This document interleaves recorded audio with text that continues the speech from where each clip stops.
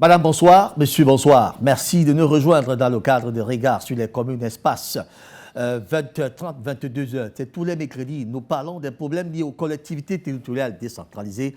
Pour ce soir, une thématique centrale qui nous permettra de remuer les méninges avec nos invités sur ce panel, sur ce plateau. Nous évoquons là la problématique de la propriété dans nos grandes métropoles, qui fait donc quoi une question fondamentale qui va nous permettre de remuer les méninges, je le disais il y a un instant. Et pour y aller, une panoplie d'invités sur ce plateau. Nous avons choisi dans l'OTA ceux dont nous pensons qu'ils peuvent nous apporter des éclaircies par rapport à ce questionnement. Commençons d'ailleurs par le tout nouveau. Il est à mon extrême droite, Patrick Obam. Patrick Obam est conseiller municipal au sein de la commune de Douala 5e. Il est homme politique. Il appartient à un parti politique qu'on appelle le PCRN, le Parti camerounais pour la réconciliation nationale. Je crois que c'est ça. Bonjour, Patrick. Bonsoir, Patrick. Bonsoir, merci. Et bonsoir aux millions de téléspectateurs qui nous suivent. C'est un plaisir de me retrouver dans cette chaîne de télévision pour traiter d'un sujet aussi important qui traduit l'actualité de nos villes, la propriété surtout, et les missions des uns et des autres. J'espère que nous allons pouvoir apporter le meilleur de nous-mêmes pour éclairer la lanterne de nos téléspectateurs. Ils sont d'ailleurs très nombreux. On les compte déjà, les chiffres déjà presque au milliard. Chaque jour, ils grandissent. Et d'ailleurs, cette émission Regard sur les communes est vue à travers tout le monde entier via les différents satellites qui portent d'ailleurs notre signal. Merci de nous faire cette confiance et continuer à rester avec nous. Alors, le deuxième invité sur ce plateau, connu des téléspectateurs de Dash News, Valentin Jo. Valentin Jo est conseiller municipal. Il est également homme politique, conseiller municipal au sein de la commune de Yabassi. Il appartient bien sûr au Rassemblement démocratique du peuple camerounais. Monsieur le conseiller, bonsoir et merci de nous rejoindre ce jour. Bonsoir mon cher papa. C'est un plaisir renouvelé chaque fois que je suis invité sur votre plateau. Vous nous avez manqué durant plusieurs mois déjà, j'imagine. Vous avez fait quelques émissions et puis vous avez disparu. Oh, peut-être pas disparu. Ça, c'est indépendant. Vos prérogatives avec des fonctions que vous occupez, je ne trahis pas un secret, vous êtes d'ailleurs délégué départemental des sports et éducation physique. Ouais, merci d'avoir pris de votre temps pour nous rejoindre sur ce plateau. Ce soir, nous allons mener la réflexion ensemble. Nous allons accueillir le troisième invité, connu d'ailleurs des téléspectateurs de Dash News dans l'ensemble de ses émissions de débat et précisément dans la revue des tabloïds. Il est également connu dans le cadre de Regard sur les communes. D'ailleurs, ce soir, il est là. Le docteur Jean Noudou est juriste, expert en communication publique. Il est également écrivain. Docteur, bonsoir et merci de nous rejoindre. Oui, bonsoir. C'est un plaisir renouvelé, n'est-ce pas, de me retrouver sur ce plateau avec des copanélistes que je salue. Je voudrais également adresser mes salutations aux centaines de milliers de téléspectateurs de Dash TV qui, comme vous l'avez si bien dit, est en croissance, n'est-ce pas, au sein de l'opinion, que ce soit nationale comme internationale. Et enfin, bonsoir aux techniciens qui s'attellent vraiment à une belle restitution de ces échanges. Vous avez oublié vos amis des Antilles, notamment à Guadeloupe, à Martinique, à Guyane. Je crois que là-bas, vous êtes même fait quelques initiés. Oui, enfin, c'est un grand plaisir. Hein. C'est ça un peu les débats. Hein. Les débats, vraiment, je dis, à défaut je dis, l'absence de cohésion ne veut pas dire l'inimitié. Ce sont mes amis, les Antilles. C'est ce coin de paradis que j'adore. Et bon, on peut ne pas être d'accord sur tel ou tel point de détail. Mais ce sont vos amis. Ce sont mes amis, ça n'enlève rien. Une légère parenthèse qui n'a rien à voir avec ce programme, mais on voulait juste mettre nos téléspectateurs en condition. Je vous suggère, tous les trois, de suivre d'ailleurs ce reportage que je vais vous proposer. La ville de Douala, telle que se situe en ce moment précis. On parle de Douala de nouveau, une ville poubelle. Et ce n'est pas moi qui le dis, ce sont ces images que vous regarderez dans ce reportage. Allons-y, suivons, revenons juste.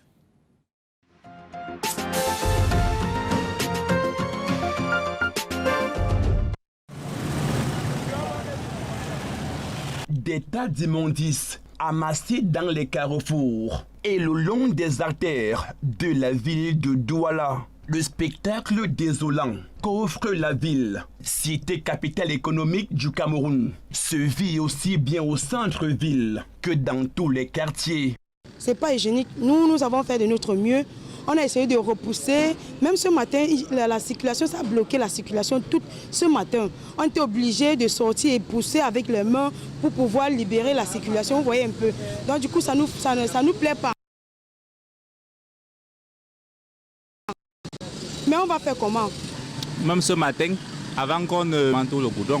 Et c'est vraiment sale de vivre dans cette poubelle comme ça, vraiment. Des ordures ménagères entassées à longueur des journées, des semaines, voire même des mois déjà, dans les quartiers, aux grandes dames des populations riveraines. C'est là depuis un an. Les ordures sont là depuis un an. Les gens viennent verser à tort à travers, on fait des gros efforts pour qu'on ne verse plus. Mais dans la nuit, quand on vient le matin, on voit que tout est à plein. Douala, de nouveau ville poubelle. Et tout se passe comme si l'entreprise en charge du ramassage des ordures ménagères serait de nouveau en crise. Déjà, ça nous met hors de nous. Ça nous énerve comme ça. On n'arrive pas à supporter. Chaque jour, on est dans la poubelle en train de nettoyer. Monsieur le maire, de grâce, essayez de voir comment vous allez résoudre notre problème par rapport à cette saleté. L'ordure est une substance négative pour la santé. Et j'implore l'autorité camerounaise de bien vouloir mettre la main dans la pâte pour éradiquer tout ce qu'on trouve dehors partout là. Je vois que vraiment la mairie de Douala 5e, je ne sais pas comment Bepandaf doit fêter dans un environnement très sale comme ça. Nous voyons que c'est vraiment très sale, que les mairies essayent vraiment de faire leur travail. Nous supplions vraiment le maire de Douala 5e de nous aider dans cette situation. Près de 3000 tonnes de déchets ménagers produits par jour à Douala. La ville se noie au fil des jours dans la poubelle pendant les fêtes avec de fortes odeurs nauséabondes que partagent désormais au quotidien les Doualais.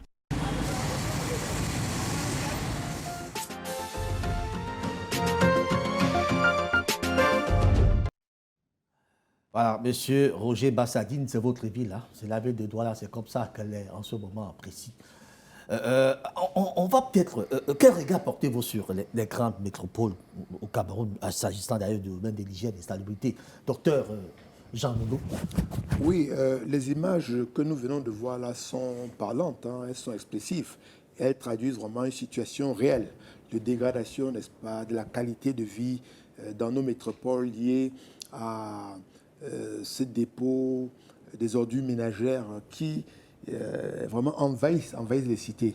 Et c'est une cause vraiment de pollution énorme, c'est une cause de mal-être, de mal-vivre, parce que la circulation s'en trouve affectée, le petit commerce, les riverains, les piétons. Ben, c'est un problème réel hein, dans la plupart de nos villes. Et malgré, bon, certainement qu'il y a des efforts qui sont faits par-ci, par-là, mais globalement, ce reportage reflète vraiment la réalité de nos villes aujourd'hui. Alors, comment vous analysez cette situation? Comment on fait pour arriver à une situation pareille?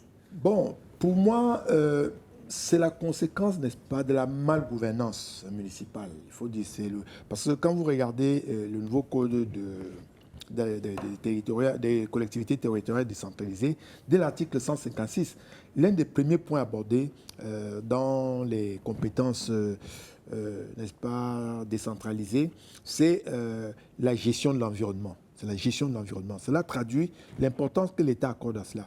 Et il faut dire également que ces poubelles-là est une source de richesse grâce au recyclage. Et ça aussi, je crois que l'État, à travers ce truc-là, voyez ce double levier. Ça veut dire que de propreté et ensuite de recyclage, dans le cadre de la responsabilité sociétale hein, des entreprises ou des collectivités. Donc voilà un peu... Vraiment, de votre regard, la chose. Voilà. Alors, conseiller Patrick Obama, votre maire a été... On a interpellé tout à l'heure votre maire dans ce reportage. Vous êtes à la 5e, effectivement. Oui. Alors, comment est-ce que vous aussi, vous analysez cette situation d'insalubrité à Douala 5e et précisément dans toute la ville de Douala? C'est vrai que ces images sont extrêmement choquantes, mais il faut être honnête, elles ne reflètent même pas la réalité locale que nous vivons. Ça veut dire qu'il y en a pire que ça? Bien plus pire que ça, puisqu'en fait, dans les bas-fonds des quartiers, il y a des déchets dans les drains qui n'arrivent pas à remonter en surface. Oui. Là, c'est ce que nous voyons en surface, en fait.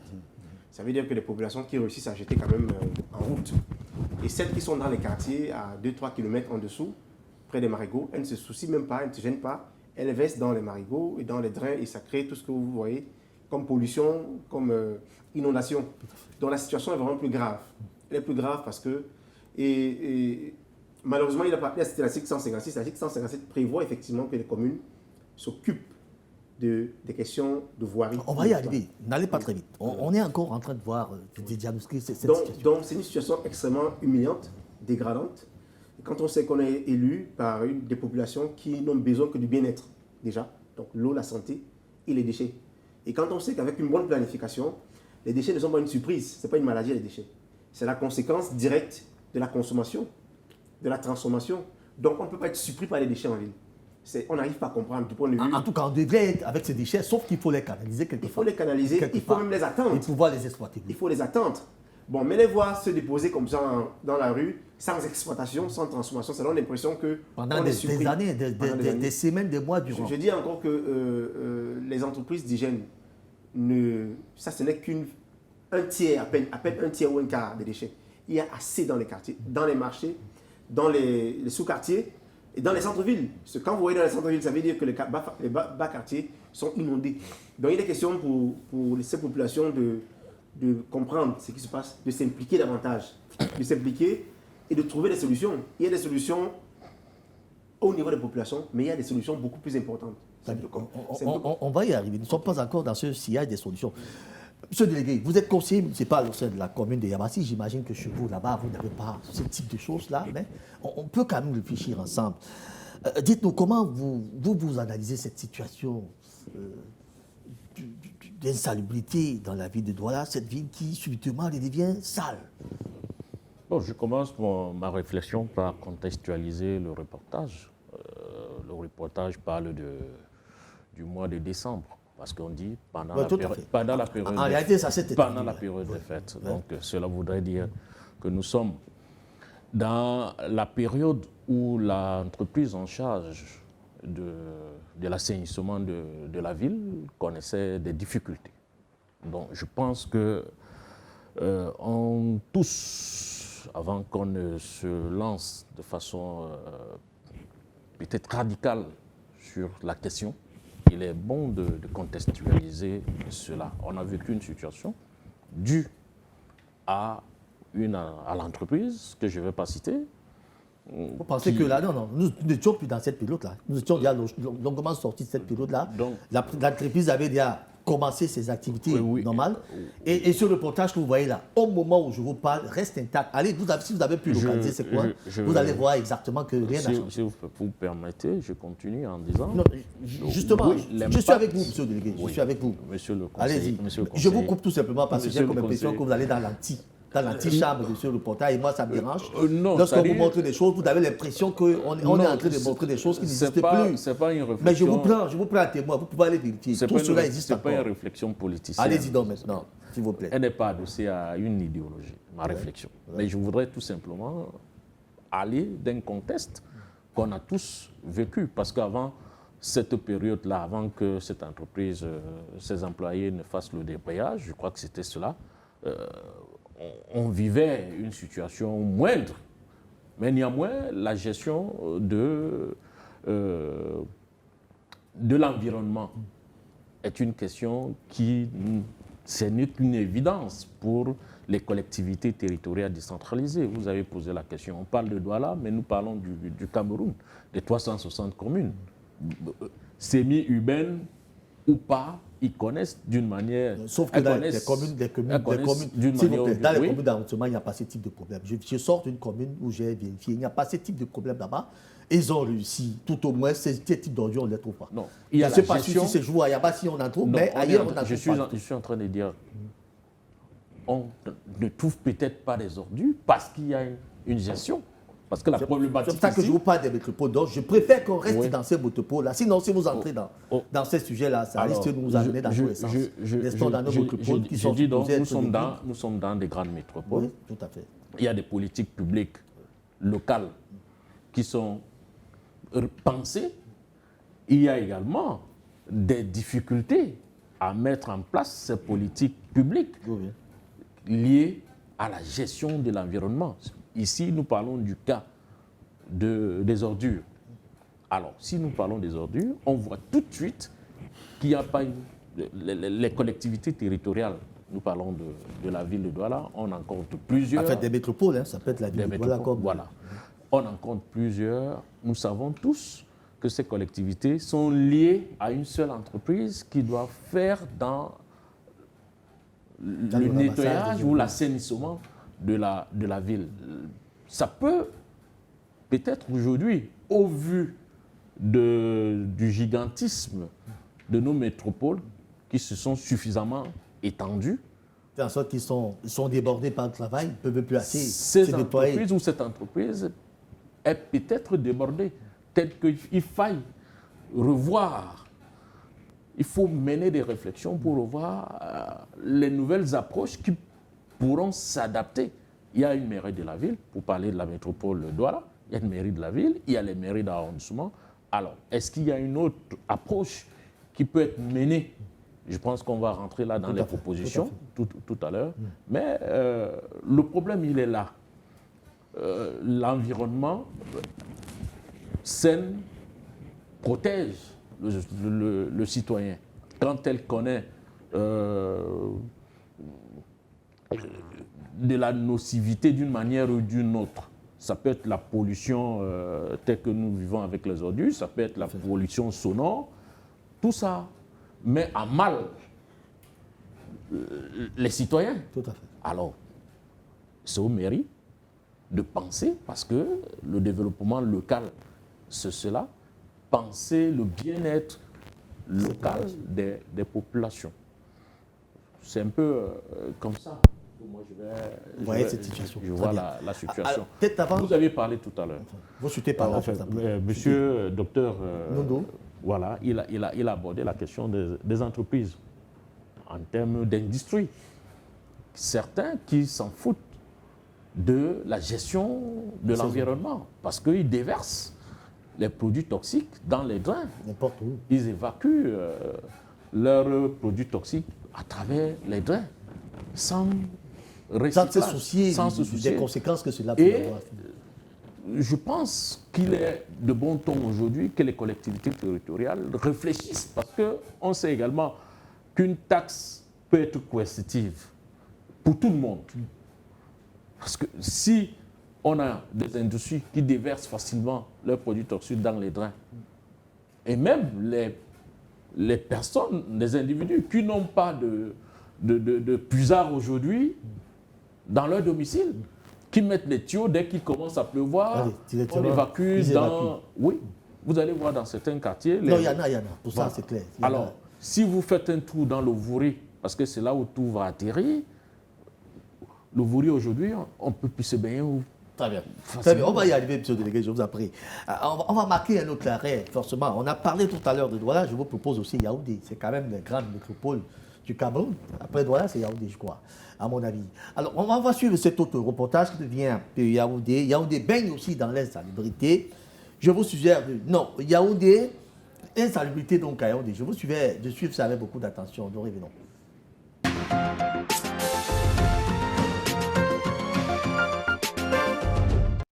Merci là en mode ordure. La veille, c'était quasiment intenable. Par ici, c'est vrai, les populations sont habituées à vivre avec les ordures ménagères de ce côté-ci. Mais ces derniers temps, à la faveur des fêtes de fin d'année, la situation s'est davantage aggravée. C'est le temps que les agents de la société en charge du ramassage des ordures n'ont pas travaillé en plein temps. Résultat des courses, il était quasiment impossible de passer de ce côté-ci. Même les véhicules se disputaient la route avec les ordures. Toute la route-ci là, comme vous voyez là, était inondée, quittant de là jusqu'en bas là. Et nous qui sommes à côté là, on ne respire pas. Et en plus de cela, voilà les écoles, voilà les boutiques à côté. Les rigoles sont bouchées. On ne sait pas ce qui se passe ici à Yaoundé. Le marché à Kassan n'a plus de bac à ordures. C'est-à-dire Yaoundé 6 vient plutôt à Yaoundé 3, vidanger toutes les poubelles. Et le quartier est tellement vaste que ici là c'est même petit. C'est vrai, la situation n'est pas encore véritablement maîtrisée, mais déjà au moins on peut observer avec le déploiement de ces agents sur le terrain que l'air est un tout petit peu respirable de ce côté. Ils sont arrivés hier aux environs de 18h. C'est depuis hier, toute la nuit ils ont travaillé comme vous voyez là. Nous sommes à côté. personne ne vend. On paie les impôts, bientôt les taxes d'hygiène. Ils arrivent, nous on fait comment? On dit qu'on n'a pas d'argent, on cherche à nous sceller parce qu'on dit qu'on ne paye pas. On va payer quel genre d'impôts, quel genre de taxes d'hygiène, avec toutes ces conditions de vie là. Autre lieu, même constat, nous sommes au niveau des Fouran-Lac, toujours le 3e arrondissement de la capitale, comme on peut le constater. Ici aussi, les ordures débordent sur la route. Un agent, oui, il est tout seul, se battant bien que mal, comme un beau diable, pour essayer de débarrasser ces ordures et de les mettre dans le bac, en attendant évidemment l'arrivée des camions pour la suite de l'opération. Nous sommes au quartier Mélène, pas très loin du carrefour de la garde présidentielle. Ici, les ordures s'étalent sur au moins 40 mètres, au point où elles menacent déjà d'envahir la chaussée. À l'absence d'un bac à ordures, chacun se débrouille comme il peut. On voit bien que depuis plusieurs semaines, pas un seul agent n'a été aperçu de ce côté-ci. Résultat des courses, les ordures ne cessent de s'entasser, au point où bientôt, même les piétons n'auront plus où passer. On ne sait pas, ça c'est un capital. On ne sait pas s'il y a les dirigeants dans ce pays. Ça nous dépasse, ça nous dépasse. C'est comme ça depuis combien de temps? Ça concerne depuis un mois. C'est là, pendant les fêtes, on a fêté comme ça. Les enfants passent là-bas avec les maladies qui sont dehors. On ne sait pas. On attend, on attend. Et on voit que c'est en train de déborder sur la route bientôt. Ça déborde la route et ça va traverser. On ne sait même pas là où les piétons vont passer. Des personnels mobilisés depuis quelques jours dans des conditions assez difficiles. Un nous a confié sous anonymat qui travaille sans salaire depuis 3 mois. Une situation qui perdure depuis quelques temps au sein de l'entreprise en charge du ramassage des ordures dans la capitale politique du Cameroun. Après avoir sillonné plusieurs rues de la capitale, force est de constater que les Yaoundéens vivent désormais avec les ordures.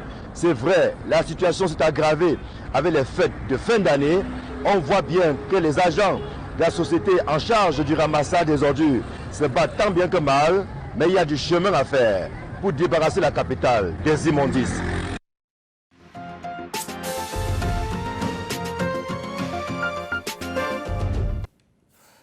Alors, Patrick Obama, la situation s'est dégradée avec les fêtes de fin d'année, c'est-à-dire qu'on a pris toute la poubelle qu'on a pu concevoir pendant ces fêtes d'année, on les a encore rajoutées à d'autres. Hélas, on n'a pas vu une action propice de cette société. Alors, quel est le diagnostic qu'on peut ressortir d'une situation de ce genre-là? Où vient le lacisme? Déjà, il faut rappeler que nos grandes villes, comme celle de Douala et Yaoundé, subissent des pressions. L'exode rural est une pression. Les populations se déplacent en masse vers les centres-villes. L'industrie s'installe dans les grandes villes et produit donc des déchets. La consommation s'accroît au quotidien. Et Douala, qui est un port, qui est une grande métropole où on déverse tout ce qu'il y a comme brocante, comme saleté, plastique, ça fait en sorte que les dirigeants ne maîtrisent plus la quantité de déchets. Ça, c'est évident. Mais plus encore, il faut se dire que le véritable problème, c'est une véritable décentralisation. Parce que quand il n'y a pas de décentralisation, qu'est-ce qu'on a? On a un basculement vers les centres-villes. Vous voyez un peu? Un basculement vers les centres-villes. Et toutes les petites villes, toutes les petites périphériques se retrouvent à Douala. Il est évident que Douala ne sera pas sous contrôle, que Douala sera débordé par ces déchets. Donc il est question de recadrer un tout petit peu l'agglomération, de recadrer un peu, d'avoir de faire une étude réelle sur nos populations, comment elles se déplacent, qu'est-ce qu'elles consomment, quel est le nombre d'habitants que nous avons, quelles sont les différentes traditions de consommation, pour qu'on puisse élaborer, n'est-ce pas, toute une cartographie et recadrer ces populations. Parce qu'en fait, ce que nous voyons là traduit le fait que nos gens sont effectivement dépassés. Ils sont dépassés. Il manque de solutions. Il ne remet pas suffisamment les ménages. Il y a des solutions, mais qu'est-ce qui les empêche de se mettre en mouvement? À la vérité, pour être clair, il y a des conflits. Il y a des conflits entre les communes d'arrondissement, les communautés urbaines, les délégations de l'environnement qui se battent pour la gestion des déchets. Il faut se dire que la gestion des déchets est un marché extrêmement vaste. Quand vous allez creuser, pourquoi est-ce qu'on n'arrive pas à transformer les déchets plastiques au Cameroun, alors que les grands pays, comme les petits pays comme le Rwanda, le Kenya, recherchent les déchets? En Corée aujourd'hui, on recherche les déchets. Vous comprenez un peu? Pourquoi nous produisons des tonnes de déchets ménagers qu'on peut transformer en compost?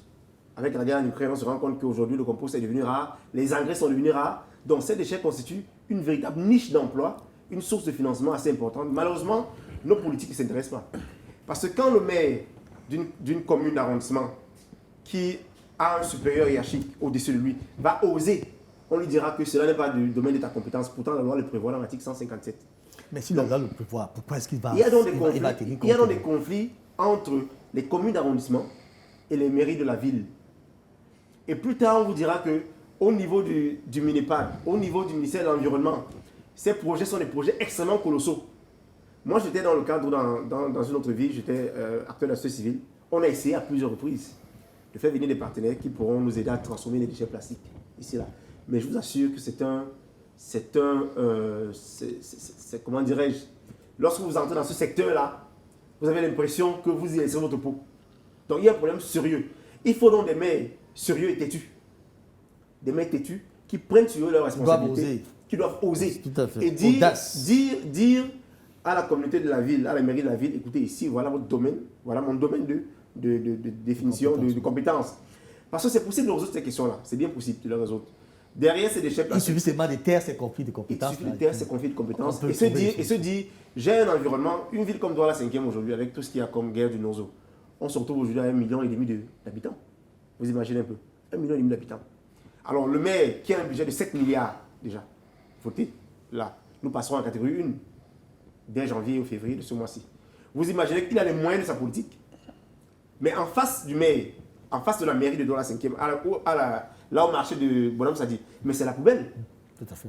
Parce que quand le maire voudra agir, on lui dira non, ce n'est pas ton domaine de compétence. Il y a des conflits quotidiens entre le maire de la ville et le maire de la commune d'arrondissement. Au point où on se demande en plein conseil, mais qui fait quoi? Conclusion, le maire de la ville laisse tomber, parce que c'est sa hiérarchie, tant sa hiérarchie politique, sa hiérarchie administrative, il laisse tomber. C'est-à-dire le maire d'arrondissement laisse tomber. Parce que le maire de la ville a dit, oui, monsieur, vous ne touchez pas. Et là, la loi n'est pas très claire. Très bien. On va demander à l'organisation de nous montrer ces images d'habillage là. Il y a des vidéos d'habillage là. Effectivement, ces vidéos ont été prises à Douala 5e, Douala 5e, Douala 3e, Douala 1er. Et je vous prie, pendant que nous sommes en train de parler, montrez ces images aux téléspectateurs. Ils doivent voir à quoi ressemble la ville de Douala de façon concrète. Alors, continuez, poursuivez votre... Donc, je disais que la question, le diagnostic est établi déjà. Le maire a un domaine de compétences, il a une mission précise. Et sa première mission, c'est de veiller à la protection de ces populations. Fournir de l'eau, de l'électricité, des services de voirie. Donc, le maire a des jeunes qui n'ont pas d'emploi. Le maire a des entreprises. La loi prévoit que la mairie puisse créer des entreprises. Si possible, solliciter l'appui des services publics pour mettre en place des structures capables de gérer la voirie urbaine. Et donc, le maire peut se dire, OK, cette tonne de déchets qui s'évaluent en tonnes, en milliers de tonnes aujourd'hui, peuvent être transformées, comment ils produisent quoi en termes d'emploi. Et il peut donc recruter les jeunes pour faire ce travail. C'est très facile. Et on peut atteindre un niveau où Douala 5e ou d'autres arrondissements recherchent les déchets. Parce que voilà de quoi il est question.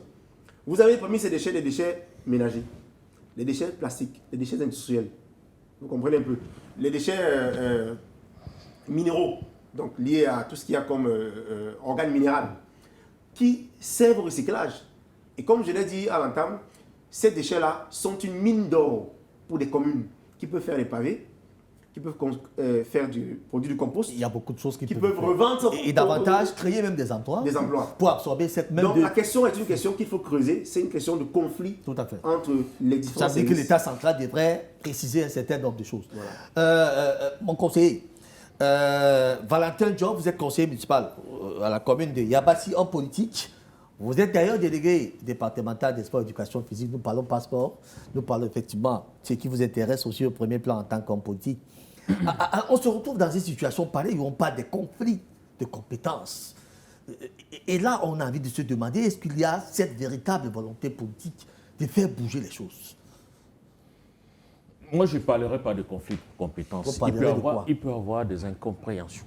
Qui persistent et qui deviennent quoi? Non. Il n'y a pas d'incompréhension qui persiste parce que c'est la loi qui... La loi est connue de tout le monde. Donc, je me...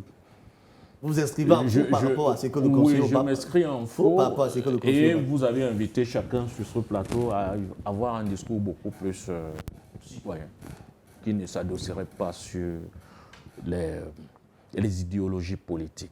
Clairement. Et c'est ça le problème, vous entendez? Parce qu'il est de bon ton que chacun puisse poser un diagnostic sans toutefois penser en arrière-plan. Vous pensez que son diagnostic est tout fait d'arrière-plan? Oui.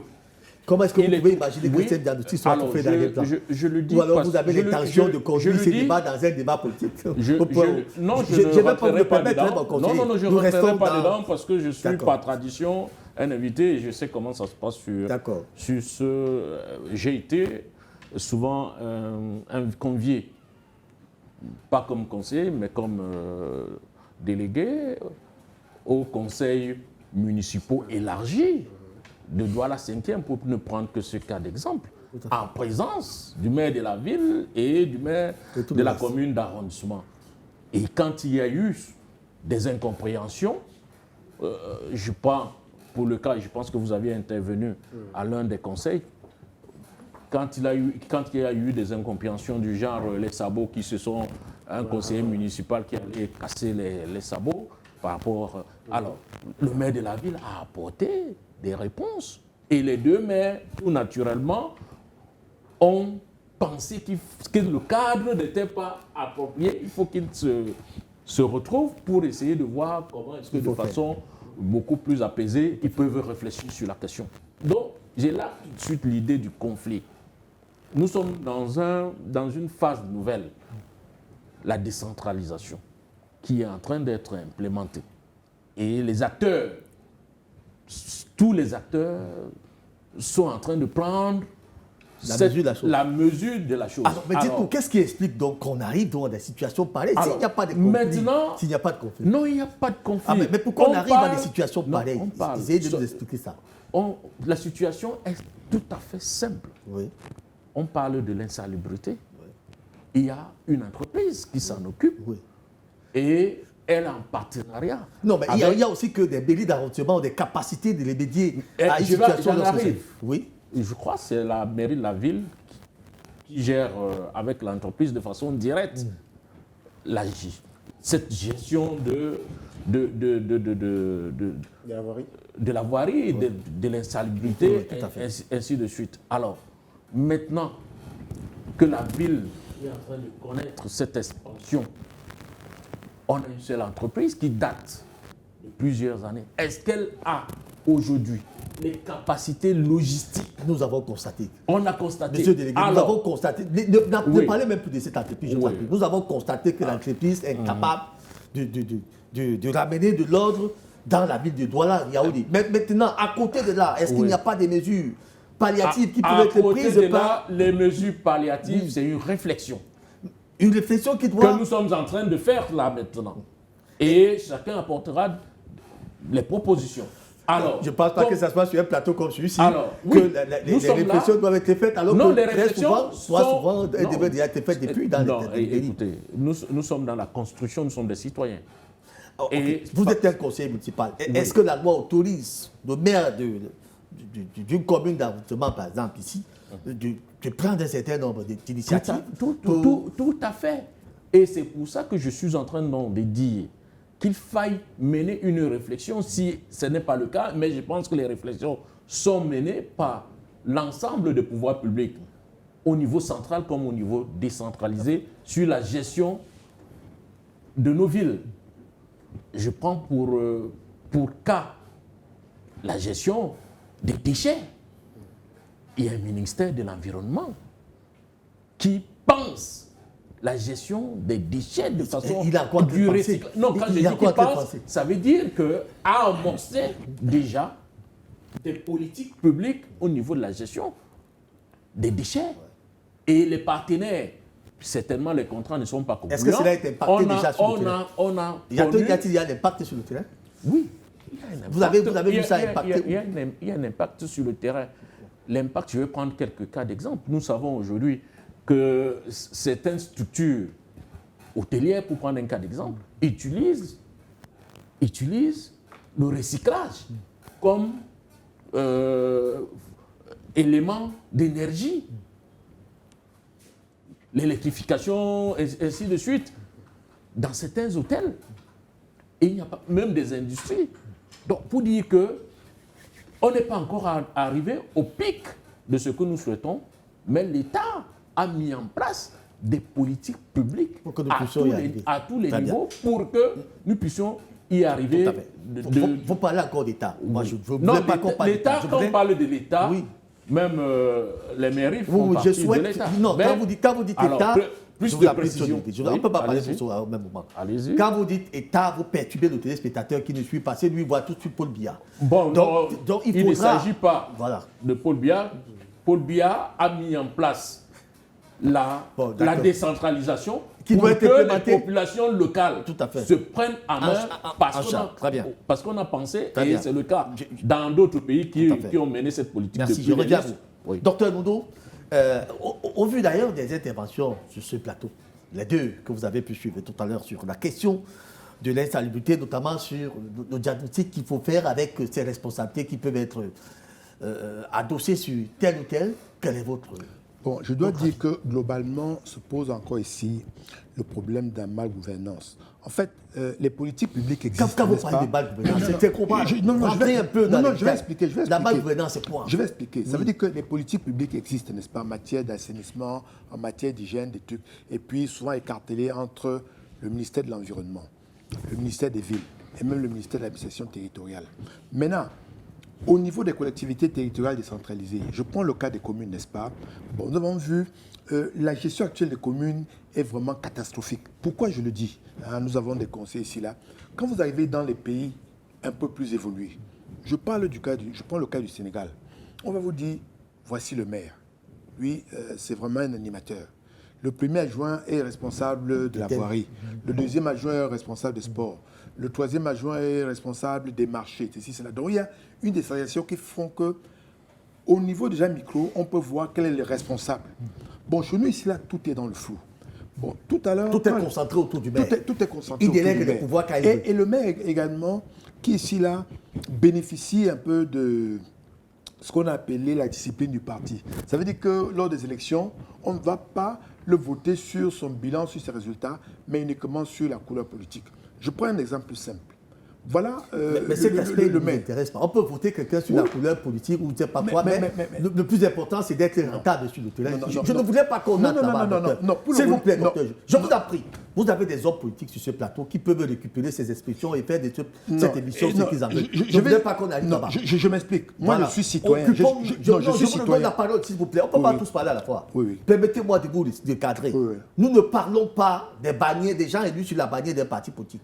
Parce que c'est un autre débat. Ce qui nous intéresse, c'est que l'individu qui est là, qu'est-ce qu'il fait? C'est ça qui nous intéresse. Écoutez, je m'explique, n'est-ce pas? Moi, je suis d'abord citoyen. Et je suis citoyen, j'appartiens à une certaine collectivité.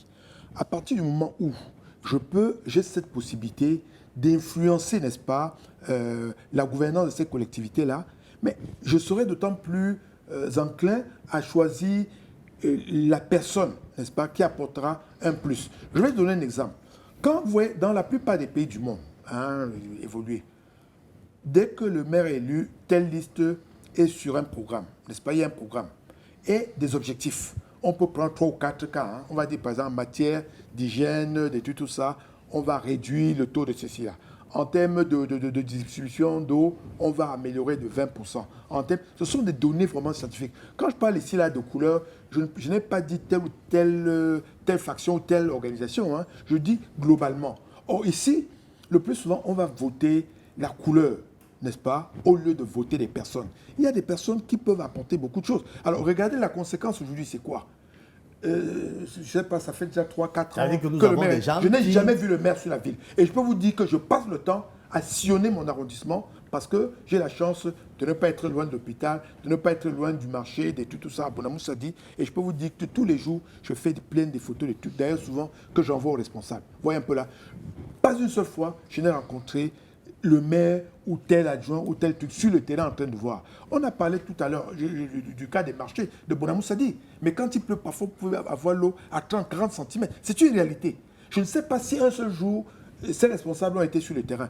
Et si maintenant, à la fin de la mandature, ces populations-là qui souffrent ont la possibilité de dire « nous ne voulons plus de ces trucs-là », au moins ceux qui viendront maintenant sauront que nous avons pris la place, nous avons pris le pouvoir pour le changement.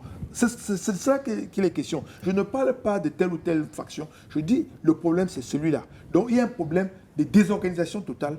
Le maire est là, il a des adjoints qui n'ont pas de responsabilité vraiment prédéfinie. Et ce qui Parfois, fait ils viennent dans des bureaux comme ça, ils s'asseyent à longueur de journée. une confusion. Et puis vous allez voir, on va accorder la priorité aux marchands de papier, aux marchands de crayons, peut-être parce que tu... Mais quand on parlait tout à l'heure des ordures, des ordures, oui, je vais dire, n'est-ce pas? Oui. Non, il n'est pas possible de circonscrire ce problème-là uniquement à l'intérieur d'une mairie. C'est comme le problème des routes, des circulations. Pourquoi? Parce que déjà, il faut avoir une décharge. Or, une décharge, c'est une structure lourde. Voyons, on ne peut pas avoir une décharge dans chacun des arrondissements de Douala. Deuxièmement, mais la mairie de la ville peut avoir une décharge. Peut avoir une décharge et puis tous ces arrondissements la convergent. Oui, donc ça pose déjà un problème, d'où l'intérêt, par exemple, des syndicats des communes ou bien des regroupements des communes qui peuvent mutualiser les moyens. Parce que avoir des trucs... Tout à l'heure, on a parlé de la société. J'en sais quelque chose. Des essais ont été faits pour casser, n'est-ce pas, ce monopole.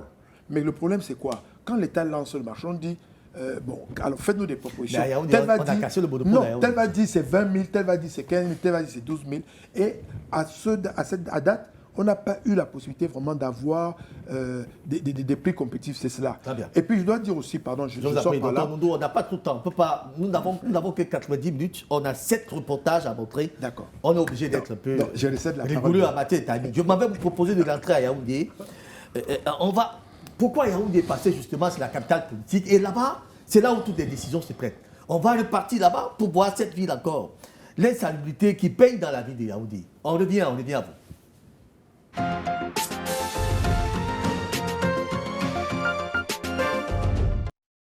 Nous ne sommes pas là à la décharge d'un Kolfoulou, mais plutôt dans certains quartiers de la ville aux 7 collines. Des tas d'immondices jonchent les rues de la cité capitale. Une situation qui met en mal les populations riveraines. Ces poubelles, qui menacent parfois les trottoirs, constituent l'une des causes des bouchons, comme c'est le cas ici même au quartier Efoulan-Lac. Ça ne va pas à Yaoundé 3e, voilà ça là-bas que poubelle, et on ne portait pas la poubelle chez nous. C'est rien que ça on va aller, voilà ça on ne va pas dormir avec la poubelle. C'est qu'on veut, il faut porter. Au moment où nous arrivons dans cet autre endroit confondu à une décharge, la société en charge du ramassage des ordures est à pied d'œuvre. Sauf que plusieurs quartiers continuent de vivre le martyre. Des raisons multiples sont évoquées quant à ce qui est de ce supplice. Entre non-paiement des employés, qui constitue le sempiternel problème de la dite société, et le manque criard des engins, comme évoqué par un des agents de cette structure. C'est la santé de la population qui en paye le prix. Ça ne va pas. Je pleure même de ceux qui disent qu'ils viennent écurer les bacs à ordures là. Où est le matériel approprié, même pour la santé? Nous les habitants, nous n'avons même pas de consultation médicale parce que nous sommes aux aguets de la mort. Vivre avec des mouches et des odeurs nauséabondes devient le quotidien de ces populations. Plusieurs boutiques préfèrent rester fermées du fait de ces odeurs insupportables. Des alertes sont lancées à l'endroit des autorités compétentes, vivement que les cris et les peines soient prises en compte.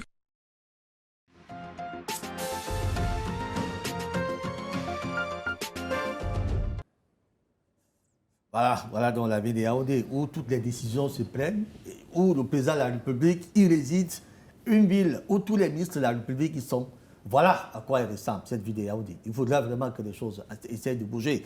Alors, Patrick Obam, tout à l'heure vous avez vu, au regard peut-être des interventions des uns et des autres, je pense que vous avez envie de vous relancer. Oui. Je parlais tout à l'heure des boulots d'étranglement. Et c'est la preuve, parce que si ça se passait à Douala seulement, ou dans quelques villes, on aurait compris. Mais c'est quel boulot d'étranglement que le conseiller Georges ne voudrait pas citer. Même général. Ouais. Si le centre des institutions que Yaoundé vit ça, à côté de Toudi, posez-vous la question. On a un ministère de la ville, attention. On a un ministère de l'environnement. On a une communauté urbaine. On a un ministère de la planification, et ainsi de suite. Et vous imaginez que rien ne bouge à ce niveau-là. Rien ne bouge. Et parlant de mairie, je ne suis pas dans la question politique. Le maire a été élu et lorsque le travail du maire n'est pas effectué, ça se voit, ça paye cash. C'est ça la saleté. Ce n'est pas un débat politique. C'est qu'il faut que les populations se rendent compte que la ville est propre. Et la ville propre, ce n'est pas une vue de l'esprit, c'est une réalité. Alors, si on sort, on est embouteillé par des ordures de tout genre. Regardez Aqua, avec Chinatown et tout le reste là. Aqua, c'est une poubelle aujourd'hui. Pourquoi ne pas délocaliser Aqua, le centre commercial? Il y a un projet à cet effet-là. Donc, Ce que vous voyez là, c'est une preuve qu'il y a un problème au niveau central. Je ne crois pas que les maires soient si incompétents. Je ne crois pas qu'ils aient tous la mauvaise volonté. Mais si vous dites que ces maires que la loi leur autorise quand même de prendre certaines mesures pour tout au moins sauvegarder leur espace, pourquoi ici, là aussi, ils attendent encore qu'on leur dise allez-y. Le conseiller délégué a assisté à nos conseils et le maire parle toujours de Douala 5 villes propres. Voilà. Il a une volonté de dire on peut construire une ville propre. Mais en fait, là, en face de la mairie de Douala 5e au marché, c'est la poubelle. C'est la poubelle. Vous comprenez un peu? Donc il y a un problème de fond que je veux lever. Et ce problème de fond, ce sont ces conflits d'intérêts où le maire ne peut pas agir. Et ce n'est pas que le seul secteur. Et il y a pourtant les moyens. Mais il y a des moyens.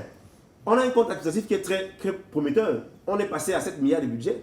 On a pris la mairie, on était à 4 milliards, 125 millions, et ainsi de suite. Donc, il y a ces moyens. En plus, c'est une ville dortoir dans la 5e. Donc, il y a des entreprises qui peuvent investir. Il y a tous ces moyens-là. La question, c'est qu'est-ce que le maire peut offrir aux populations s'il ne faut pas la propriété et l'hygiène? Qu'est-ce qu'il peut offrir? Qu'est-ce qu'il peut faire s'il ne peut pas enlever les ordures? Est-ce qu'il peut construire des routes? Est-ce qu'il peut résoudre les questions d'environnement? Vous comprenez un peu? S'il ne peut pas dégager les ordures, est-ce qu'il peut libérer les drains? Les ordures sont des questions élémentaires et fondamentales pour une population. Ça, c'est visible. Et pour le faire, il n'y a pas de magie. C'est que s'il a le pouvoir, il a la volonté, il organise ses collectivités avec la jeunesse, les chefferies traditionnelles, et ainsi de suite. Il a une main-d'œuvre. Le maire, il peut recruter. Le docteur l'a dit, le pouvoir, la loi a conféré à ce pouvoir maire un pouvoir sur ses adjoints. Donc il décide de tout. Il décide de devenir de la ville. Donc cette question est une question qui n'a pas d'excuse. Ok? Elle n'a pas d'excuse du tout. Et quand vous creusez, je n'ai pas la prétention, quel que soit le bois politique, de penser que ces maires sont incompétents. Je ne crois pas. Ils ont une volonté, dans leur discours, on leur met la pression. Mais ils sont bloqués quelque part. Ils sont bloqués, puis ils ne peuvent pas agir. Ils n'ont pas suffisamment d'étoffe, ils n'ont pas suffisamment d'audace. Je le dis, quand ils vont oser, on va leur dire, ça c'est pas votre domaine. Il parlait tout à l'heure en filigrane des conflits. Il a bien reconnu qu'il y a des conflits. Même en plein conseil, il y a des conflits de compétences. Non, mais il a dit que c'est des incompréhensions. Oui, ils n'ont pas des conflits. Il n'a pas d'incompréhension. Ce qu'il a voulu dire. Il n'a pas d'incompréhension. Il y a eu, je vais expliquer. Je parlais d'incompréhension. Vous savez, nous sommes sur un plateau sérieux et les populations nous écoutent. Vous comprenez un peu. Et je n'ai pas la mauvaise foi de croire que les populations, qu'on fait la politique, ce n'est pas la politique ce que nous faisons. Vous le conseil auquel vous avez assisté, vous avez bien compris qu'effectivement, il y a une question sur les sabots. Qui a mandat à bloquer, à mettre les sabots dans les véhicules à commune d'arrondissement? Le maire de la ville l'a fait et ça a posé des problèmes. Ce n'est pas le seul cas, il y a plusieurs cas comme ça. Et quand on traite ces questions-là, il a bien dit que le maire a dit ce n'est pas le cadre approprié, on va trouver notre cadre pour débattre. Ça veut dire que ce problème existe. Ça, ce n'est qu'un problème sur... À cause d'une incompréhension. Vous appelez ça incompréhension? Oui. Mais quand il y a un conflit entre deux pas un entités... conflit. Non, c'est pas un conflit. Donc il perdu. S'il perdu, ça veut dire qu'il non, il perdu pas, c'est pas un conflit. Quand on paye les impôts dans une ville, comme Douala, où le coût de vie est de plus en plus cher, les populations ont droit à un minimum de respect. Et je ne sais pas ce qu'on va leur dire, là maintenant, que les ordures sont là parce qu'on n'a pas de compétences. Et je vais chuter sur un point qui est très important. Les maires ont été invités au Kenya, je crois bien, récemment. Parce que j'ai vu mon maire, il m'a dit, le chef d'État les a invités pour étudier le prototype, le modèle rwandais. Mais je vous dis qu'au Rwanda, on cherche les déchets. On les recherche. Pourquoi? Parce qu'ils ont un programme de développement sur le long terme, sur la transformation, sur le recyclage. Deuxième point, dans leur politique publique, ils n'acceptent pas n'importe quoi. Regardez la brocante chinoise. C'est des plastiques et des tonnes de plastique qui se déversent dans nos rues tous les jours. Pourquoi l'État accepte l'importation de ces plastiques chinois? Pendant les fêtes de Noël, on a quoi? Des cartons et tout, et c'est des sources de cancer et de maladies. Alors, est-ce que le maire peut dire je ne voudrais pas ça dans mon arrondissement? Voilà pourquoi il faut des maires courageux, je l'ai dit au début, il faut des maires courageux. Des maires qui disent aux maires de la ville, voilà la loi que nous avons tous ici, la loi est claire, l'article 157 de notre pouvoir. Voici mes pouvoirs et voilà les vôtres. Je lève des fonds avec des partenaires internationaux locaux, où je demande l'appui de l'État, je mets une entreprise en place. On a osé, il faut le dire, il faut le dire, la mairie de Tchang a eu une voiture de sapeurs-pompiers. Douala 5 a aussi un véhicule pour l'incendie. Douala 5 s'est dit, je ne peux pas attendre, quand il y a feu chez moi, attendre un maudit. Non, ce n'est pas possible. À Bonalé, on a pris une voiture, Isaac. Vous comprenez un peu? Donc le maire peut se dire, mais est-ce qu'il a le pouvoir de le faire? Est-ce qu'il sera libre de le faire? Dit, je mets des moyens, et avec le soutien de la population, nous avons une entreprise locale, qui transforme, qui recycle, et je vous assure, ce qui est intéressant, et c'est ça le mot d'espoir pour les populations, les populations sont volontaires. Très bien. Elles peuvent s'y mettre Elles peuvent si s'y jamais mettre, soutenir. il y a ce mouvement d'ensemble. Voilà. Alors, monsieur le conseiller, je reviens vers vous.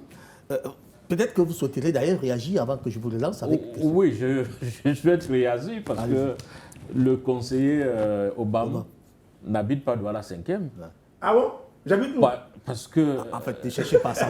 C'est pas ça qui nous intéresse. Je suis gêné quand je l'écoute et j'ai l'impression que avant que nous ne soyons à la fin de sa mandature, qu'il a échoué, lui le conseiller, parce qu'il est maire quelque part dans sa localité.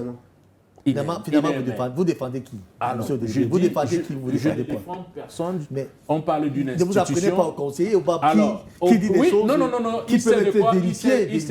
Il sait de quoi je parle. Oui. Il sait de quoi je parle parce qu'il est en contradiction avec lui-même. Comment est-ce qu'il est en contradiction avec lui-même? Je prends un cas. On parle de l'assainissement de la ville, n'est-ce pas? On voit que le maire de Douala 5e a pu s'offrir, enfin la mairie de Douala 5e a pu s'offrir une voiture de sapeurs-pompiers. Ça veut dire que le maire de la ville ne s'y est pas opposé. Tout de suite pour vous dire que la question de conflit est nulle. Il ne faut pas s'appesantir dessus. D'accord, passez dessus. Alors, je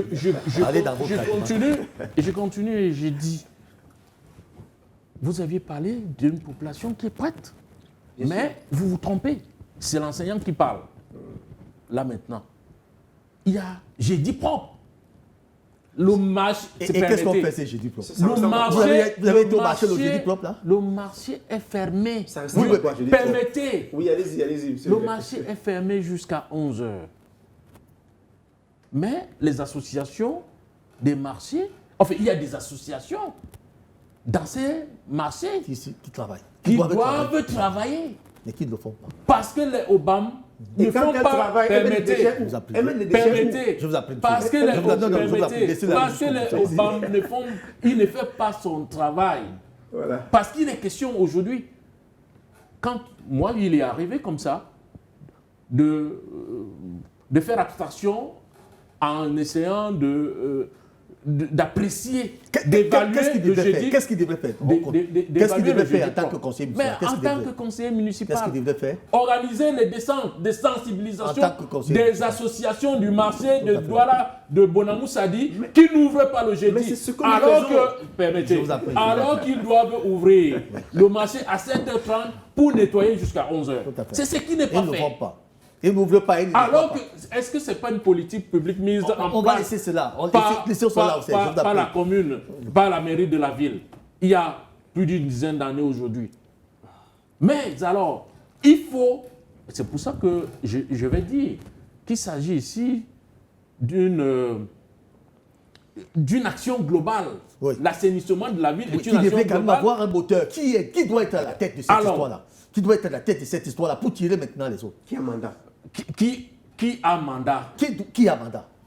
Je vous pose la question. Ça veut dire quoi? C'est à moi de poser la question à vous de répondre. Qui a mandat de tirer les autres? C'est tout le monde. C'est-à-dire, les institutions en charge. Monsieur, je vous appelle. Vraiment, ne nous embrouillez pas. Allez-y. C'est là où parfois je quitte souvent de monter des journalistes pour deviner autre chose. Oui, allez-y. Ne nous embrouillez pas sur ce plateau. Ne vous embrouillez pas. Alors, nous sommes dans un pays où il y a des règles à respecter. Il y a des gens qui doivent impulser cela pour que les autres suivent.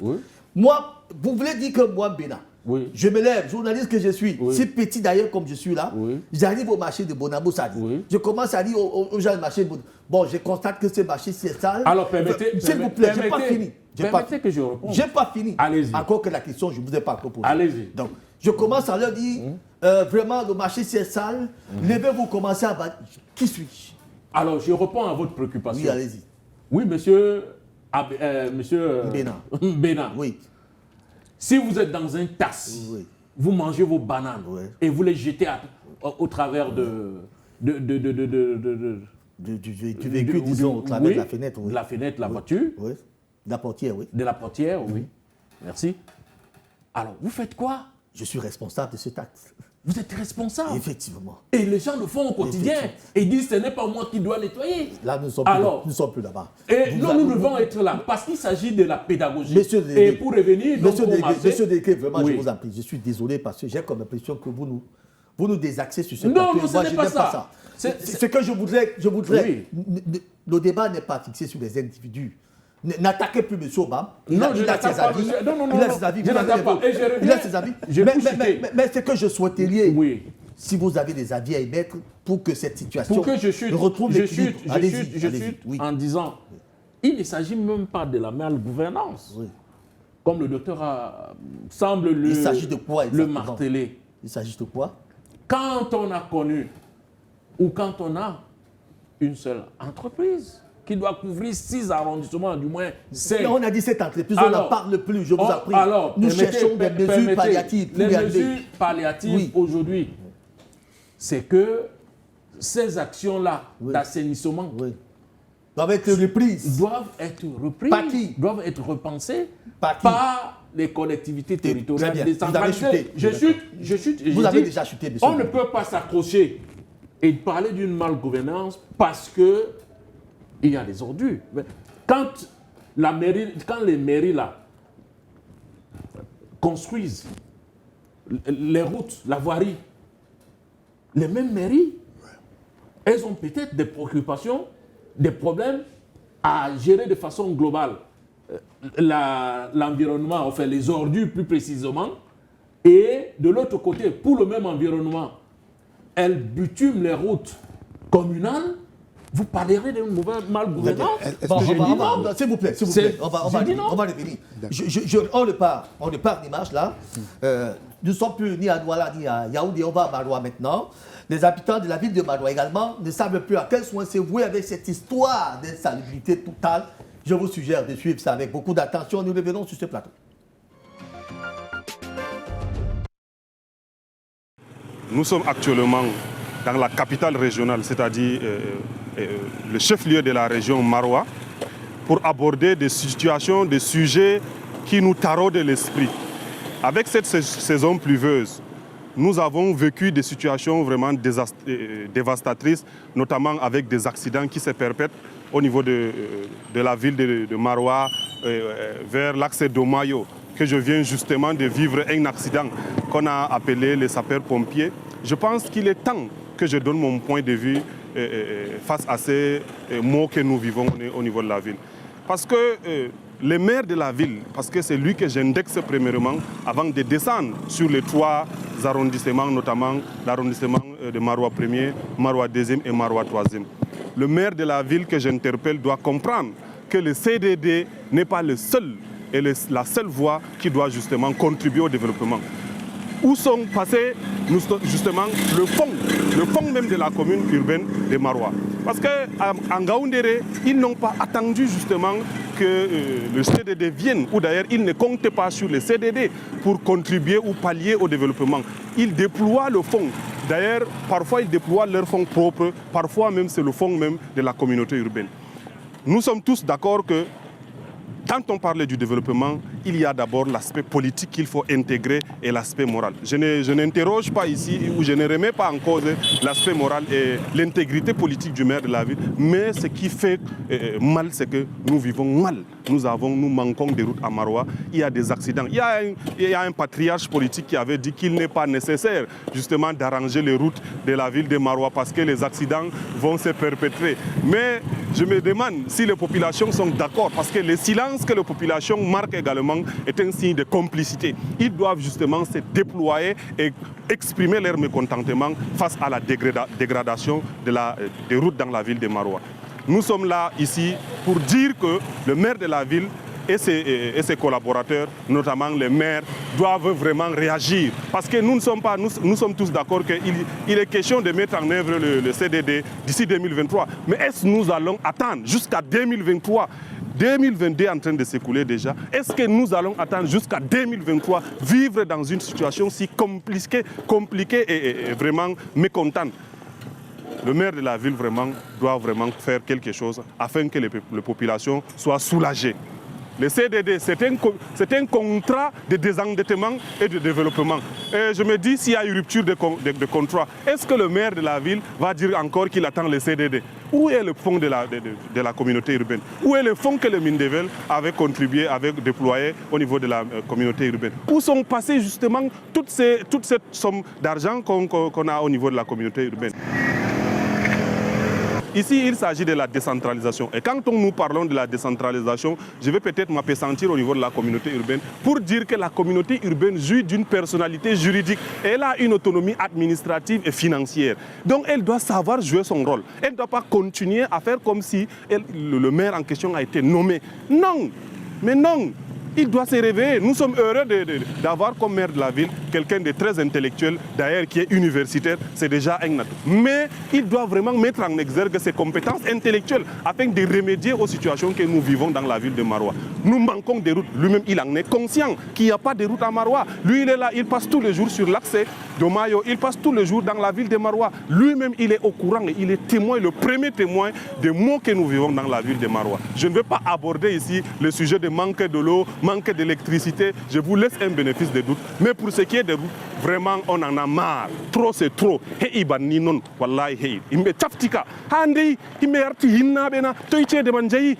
Ils doivent vraiment sortir l'argent et doivent travailler. On les a... Mais il y avait une complicité que peut-être il a élue pour qu'après il se partage l'argent. Ils doivent nous dire où passe l'argent. Mais on est fatigué là. On est fatigué, on en a marre vraiment. Population voti benga be kuwana himbe. Grand conseiller be Jonathan Ngari voti maire, grand conseiller man do conseiller en commune Ngari Kauti voti maire de la ville. Maire de la ville, comment dirais-je, ça va. Il n'a que la ville de Maroua. Hande do ni voirie urbaine kakatare mendo. Kongo ndarimi ha yonde mako ha yonde entrée urbaine. O wawata o itan goyme.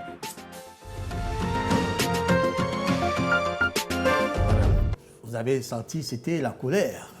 On comprend. Je crois que ce coup de gueule devait également s'adresser à tous ces maires des villes qui sont à la tête des villes là et qui ne veulent pas faire le travail qu'ils doivent faire. Je crois que c'est pour cette raison que sciemment nous avons prévu cet élément pour que cela essaye un peu de les réveiller. Docteur Nondo, réaction? Oui, je voudrais dire ici, n'est-ce pas, je parle ici en tant que citoyen, je n'ai pas de parti pris, je n'ai pas de carte par les hommes politiques dans les discours. Non, je voudrais dire la chose suivante. Là. Quand on parle de malgouvernance, on sait que la gestion de la cité, comme toute gestion, est basée sur la planification, n'est-ce pas? J'ai parlé tantôt des personnes qui doivent être élues sur un programme. Ça veut dire qu'on présente aux électeurs, voici ce que je pense pour votre ville, voici mon rêve pour votre ville. Et à partir de ce moment-là, il y a ce qu'on appelle le suivi-évaluation du projet. Vous dites, j'avais décidé avec vous qu'il y aurait 20%, par exemple, de voirie, n'est-ce pas, améliorée chaque année, il y aurait 10% de poubelles en moins, il y aurait ceci, il y aurait cela. Et c'est sur cette base-là qu'on les juge. Et la loi de 2019, du 24 décembre 2019, a prévu une gestion participative. Ça veut dire une sorte de feedback avec les populations. Alors, avez-vous jamais vu un de ces maires aller vers les populations, demander ce qui se passe? Mais tout à l'heure, monsieur a parlé de marché de Bonamoussadi.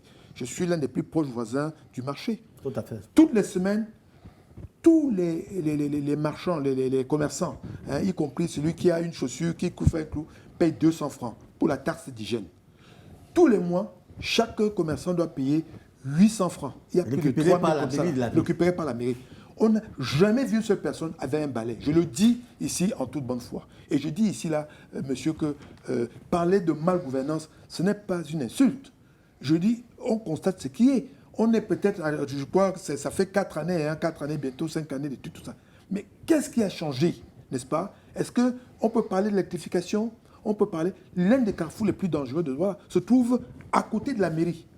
À un moment donné, on a badigeonné un peu de la chose là, la route qui va vers le lycée de Manekepe ou la Société Générale. Je vous dis, c'est l'un des coins les plus dangereux ici, là, où il n'y a pas de trottoir et tout le temps, il y a des accidents. Et en face de la mairie, il y a un grand établissement, je ne vais pas citer. Mais à côté, il y a un dépôt de boissons d'une de ces brasseries de la ville, avec vraiment une grande fréquence de camions qui ont même cassé la rue de toutes parts.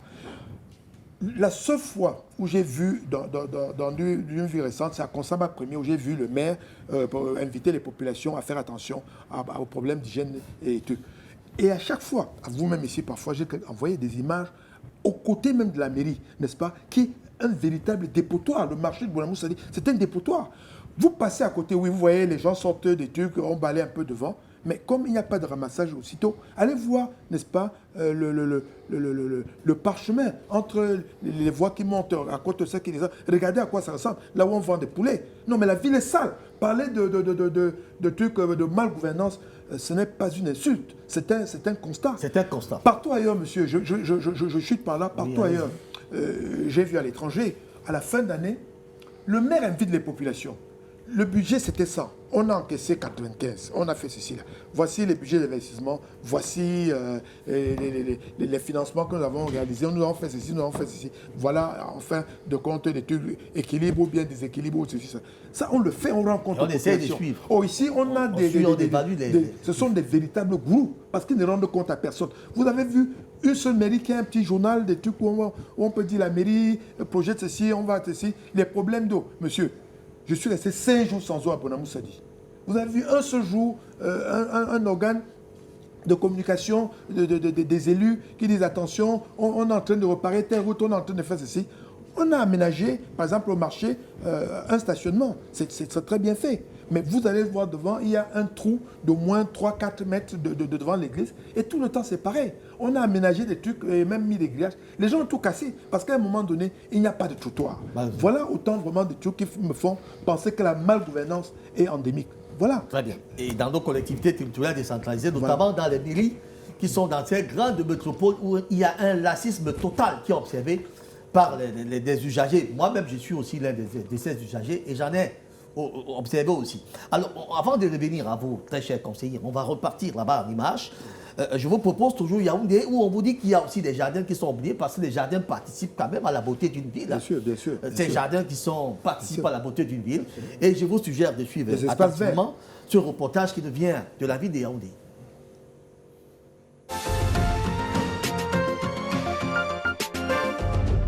Les jardins publics à Yaoundé, la communauté urbaine les a créés dans presque tous les quartiers de la capitale politique du Cameroun. Des endroits chics au préalable qui attirent plus d'un visiteur. Bon, le plus souvent, quand on a beaucoup travaillé, on vient un peu se reposer en attendant l'heure de la prière. Parce que comme les musulmans, plus souvent à 13h, bon, après un peu la fatigue, à partir de 13h, 13h30, on essaie d'aller prier, reprendre le boulot. J'ai un dossier à pouvoir déposer dans le bureau que vous voyez là derrière, un des bureaux.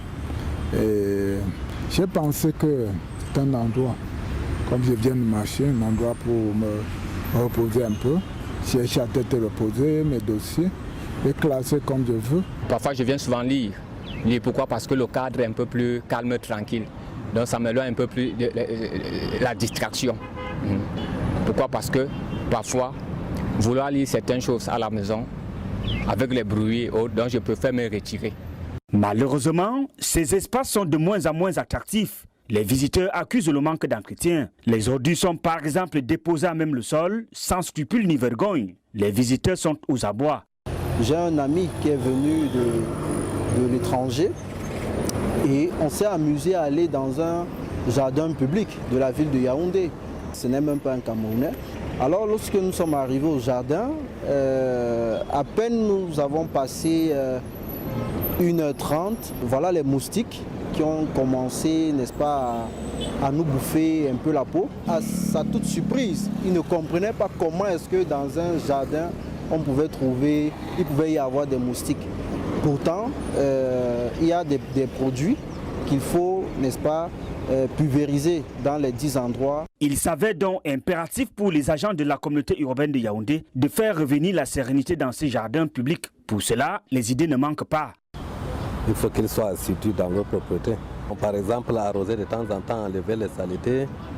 Bon, il y a aussi l'incivisme de ceux qui prennent un peu de temps ici. Parce qu'il y a les bacs un peu partout, mais quand on essaie de grignoter quelque chose, on ne fait pas les efforts souvent de jeter dans les bacs. On jette un peu partout, tu vois un peu partout, c'est pas bien. l'améliorer au niveau des chaises et puis du gazon. Et puis rapporter peut-être encore une couche au niveau des fleurs. Je suis à moitié satisfait parce qu'il n'y a pas un arbre qui me donne vraiment de l'ombrage. Si on peut apporter le genre, je crois, de ces arbres qui ont des branches, pas très hauts, mais des branches quand même un peu élargies. Yaoundé est la première ville du Cameroun, une ville touristique qui a besoin de ces espaces verts pour attirer plus de visiteurs. Les bois Sainte-Anastasie et les cascades du Mfundisol ne suffisent pas. Il faut faire mieux.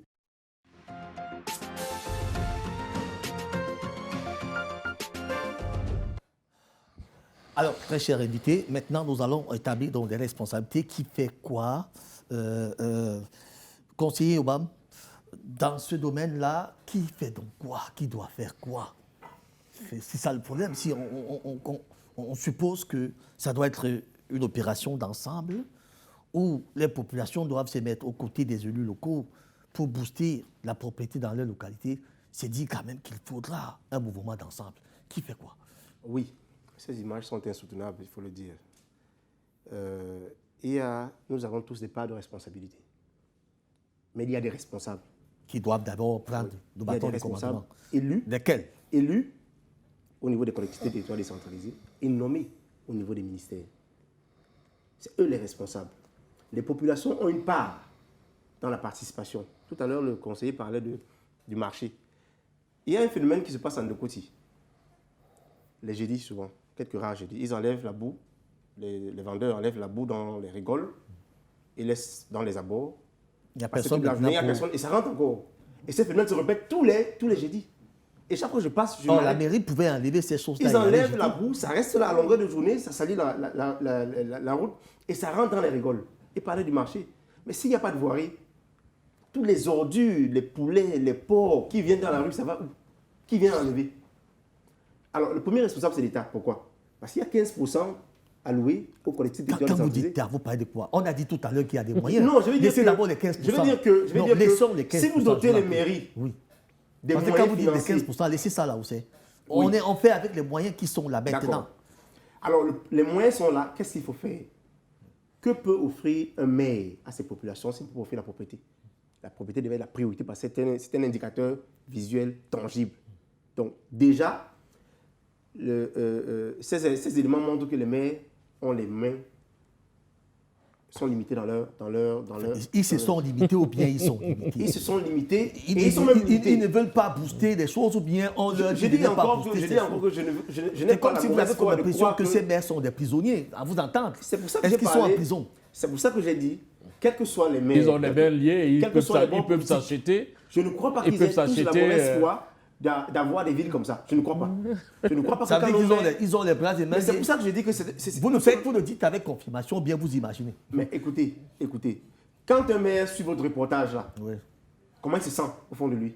Quand un maire ne peut pas dégager des ordures devant sa propre mairie à Douala-Senghém, comment il se sent? Mais les populations attendent de lui qu'il le fasse. S'il ne le fait pas, il viendra pas dire aux populations qu'il attaque. S'ils ne le font pas, qu'est-ce qu'ils vont en faire?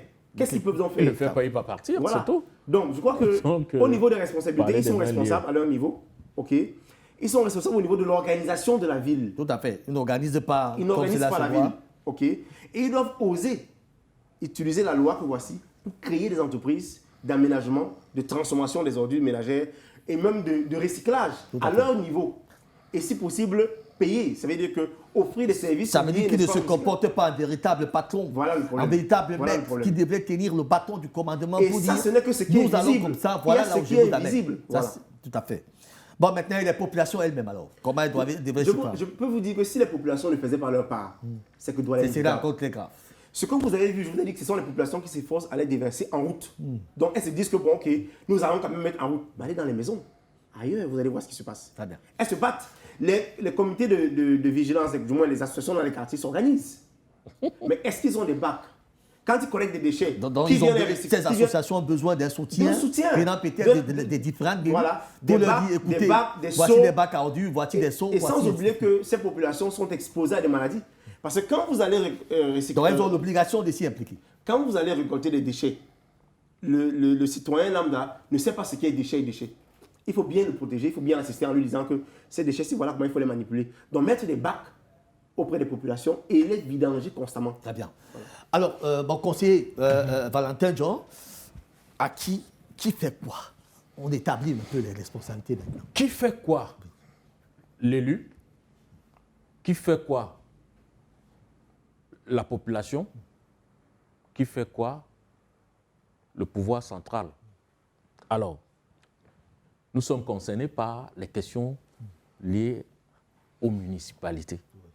Donc, on va rester dans le cadre des municipalités. Je prends des exemples pour me faire comprendre. Pour comprendre mieux, tout à fait.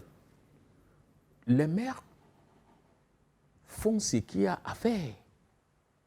Je prends des exemples. Je me répète, je me réitère. Prenez des exemples, allez-y. Et je dis, je suis gêné parce que j'aurais attendu que le conseiller Obama dise que voilà ce qui est fait, voilà ce qui est à faire. Je vous demande de laisser le conseiller. Alors, vous-même dites ce qui est fait et ce qui n'est pas fait. Oui, qu'est-ce qui est fait? Je prends la mairie de Douala 5e. Oui, je suis juste séjourne. Vous n'êtes pas loin de là. Oui. Alors, pour dire que,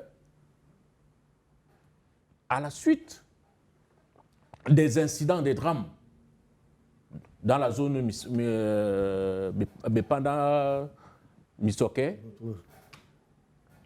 son maire, la mairie où il est conseiller municipal, a pensé qu'il faut passer un pont. Oui.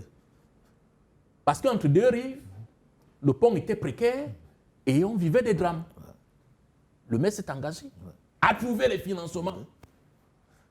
Si le fait pour un pont, ça veut dire qu'il n'est pas intéressé par... Alors, je continue. C'est pour la fin des ordures. Je suis en train de vous dire. Je suis en train de... Quand je le dis, je prends quelques cas d'autres exemples où je dis les bitumages sont faits dans les routes communales. Non. Pas la pose des pavés. Non. Nous ne sommes pas dans ces bitumages. Je ne fais pas le bilan. S'il vous plaît, monsieur le délégué. Je vous le lance, je vous appelle. Je ne fais pas le bilan des maires sur ce plateau. Donc, bitumage des routes, laissez ça là où c'est. Nous parlons de propriété, d'un problème de propriété de la ville de Douala. La ville est sale. À Douala 5e, là où vous résidez, qui fait quoi? C'est la question qui m'intéresse. Qui fait quoi? Oui. Et qu'est-ce qui est visible? Oui, qu'est-ce qui est visible? Mais c'est les routes qui sont construites, qui réduisent les embouteillages. Commençons par qui fait quoi? Je l'ai dit, les élus. Non, vous n'avez pas dit. Les élus font quoi? Les élus, les populations. Non, font quoi? Les élus doivent mettre en place les politiques publiques. Est-ce que c'est fait? Oui, c'est fait. Et les cas d'exemple sont... Et si c'est fait, qu'est-ce qui explique que nous soyons là où nous sommes, si c'est fait? Non, mais c'est fait. Pourquoi on est là où nous sommes? Quand on va trouver de la poubelle à la sortie de chez vous, à Makepe, mais tout à côté, on va voir les pavés qui sont en train d'être posés, qui faciliteraient la circulation. Alors, on va trouver au terminus Bonamoussadi les pavés qui sont dans les quartiers. Et tout ça, c'est pour améliorer les conditions avec les... Ces pavés intéressent. Pas semble intéresser, mais moi je parle d'un problème de propriété dans la ville de Douala. Parce que tous ces papiers de ces barrières, ça ne sert à rien si la ville est pauvre. Si la ville est sale, tout cela ne sert à rien. C'est tout ça qui fait, c'est ça l'environnement. Malheureusement, c'est ça. Non, permettez. Oui. C'est ça qui fait l'environnement. J'ai dit oui, mais ça, c'est ça. Permettez que moi qui donne la parole. Oui, vous me l'avez donné. C'est moi qui donne la parole. Non, je la retire quand je veux. Non, pas quand vous voulez. Monsieur le délégué, je dis que je la retire quand je veux. Permettez. Non, je vous la retire pour l'instant. Oui, allez-y. Je vous la retire. Je la retire quand je veux et je vous la redonne quand je veux. Parce qu'il faut quand même que quelqu'un modère ce débat. Oui. Alors maintenant, je vous le lance. À qui fait quoi? Répondez à cette question. On a répondu déjà à cette question. Non, vous n'avez pas répondu. Vous avez dit les élus. Je suis en train de donner des éléments de ce qui est fait. Les élus font quoi? Les élus construisent les jardins publics. Mais qu'est-ce que la population fait? La population doit contribuer également. Elle va aussi participer. Elle va avoir des actions citoyennes. Oui, il y en a qui le font. Maintenant que tous le font, donc, qu'est-ce qui justifie cette situation? Il faut donc maintenant que tout le monde participe. Qu'on ait un développement. Ça veut dire qu'il y a quelque part des gens qui ne participent pas. Ça veut dire quoi? Ça veut dire qu'on peut avoir, il peut arriver qu'on ait des élus, ou plus précisément des exécutifs municipaux, qui prennent du temps à satisfaire les besoins des populations. Le monsieur dont on n'a pas eu l'identité, qui parlait tout à l'heure par rapport à la ville de Marois, qui... Monsieur Amadou. Monsieur Amadou, ok. Monsieur Amadou qui a décrit un certain nombre de choses. Tout à fait. En qualité des résidents, ou du moins des citoyens de la ville de Maroua.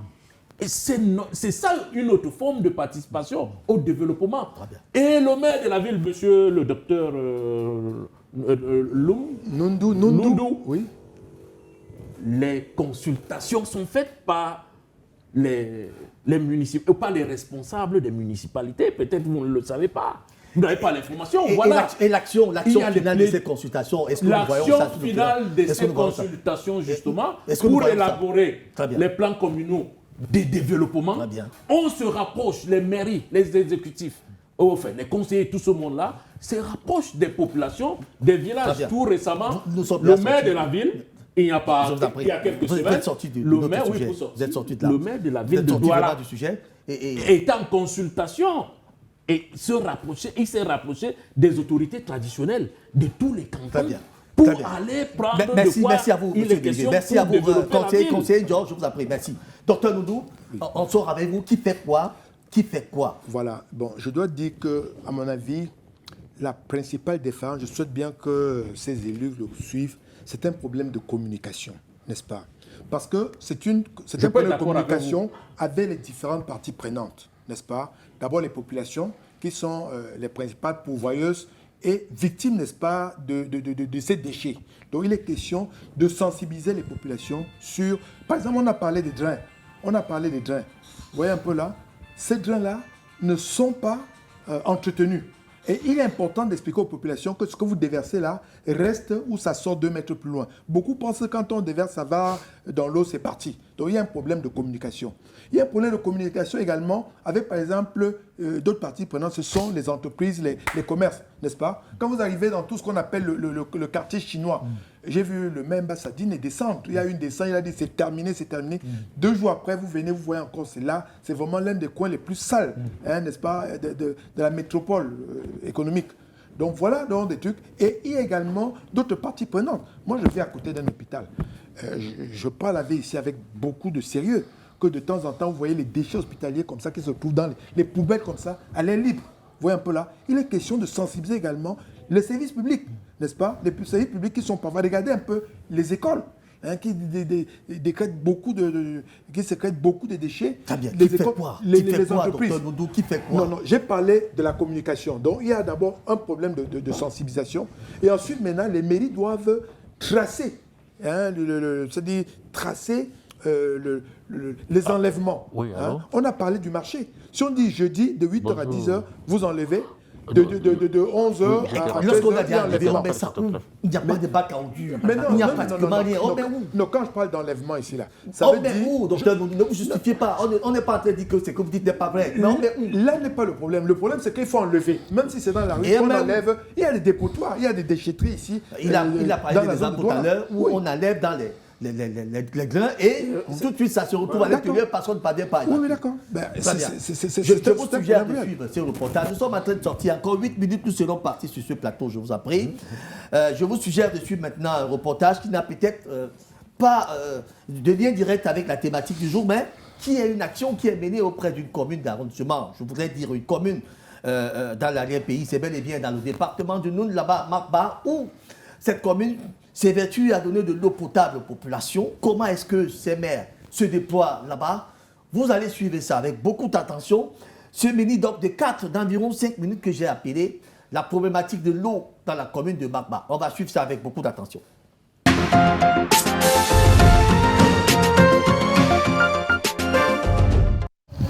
Makba, commune cosmopolite située dans le département du Noun, se voit désormais considérablement meublée à cause de la forte présence des déplacés internes de la crise dite anglophone. Conséquence directe, les besoins accroissent, et parmi lesquels le besoin en eau potable.